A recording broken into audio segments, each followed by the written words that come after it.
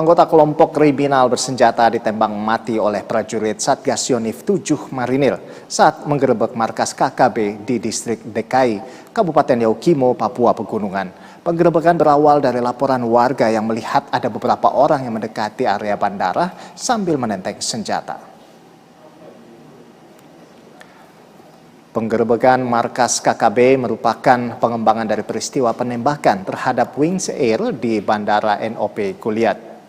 Hasil pengembangan mengarah ke arah hutan yang dicurigai sebagai markas KKB.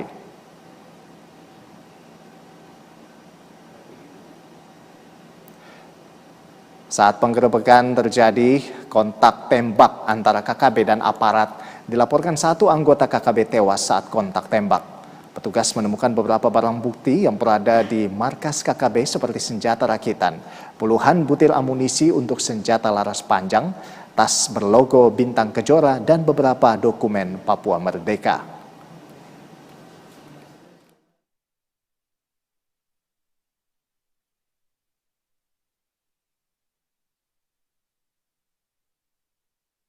Nah, memang ada padanya kita menemukan dokumen-dokumen terkait dengan organisasi Papua Merdeka, termasuk ada amunisi dan sejenisnya ya, ada senjata rakitan juga. Nah ini mudah-mudahan ini dugaan yang kita duga ini bisa diperkuat dengan alat bukti yang ada. Tentunya kita terus akan berkembang, mengembangkan apa yang sudah hasil dari penindakan kemarin. Siapapun yang melakukan kegiatan sejenis pasti akan. Untuk mengetahui update terkini terkait kasus ini, sudah bergabung Kepala Satgas Humas Operasi Damai Kartens Papua, AKBP Bayu Suseno. Selamat malam Pak Bayu Suseno. Pak Bayu, bisa dijelaskan lebih detail seperti apa sebetulnya awal mula aparat bisa kemudian menggerebek markas KKB di Yaukimo, Papua Pegunungan? Baik, selamat malam Bang Orlando. Diinformasikan dari Posko Damai Kartens di Jayapura bahwa betul pada tanggal 17 Februari yang lalu kita ingat bahwa ada pesawat di Yaukimo yang ditembak oleh KKB. Pada saat kejadian itu kami segera menindaklanjuti dengan bekerja sama dengan aparat TNI dan Polri yang tergelar di Yaukimo untuk melakukan ambush di sekitar lokasi yang kami duga merupakan arah tembakan, dan di situ merupakan markas Kalibrasa yang tahun lalu pada saat operasi Damai Kartens sudah pernah kami gerebek juga, dan ternyata benar selama kurang lebih 1 minggu kami melakukan pemantauan. Pada hari Kamis yang lalu, tanggal 22 Februari, sekitar jam 14.00 waktu Indonesia Timur, kami melihat adanya sejumlah orang, kurang lebih 10 orang, di mana 1 orang membawa senjata api yang akan mendekati ke bandara. Oleh karena itu, kami dari Satgas Damai Kartens bekerja sama dengan rekan-rekan dari Marinir Yon 7 yang saat ini BKO di daerah Yaukimo, melakukan pengejaran dan penggerebekan di markas tersebut.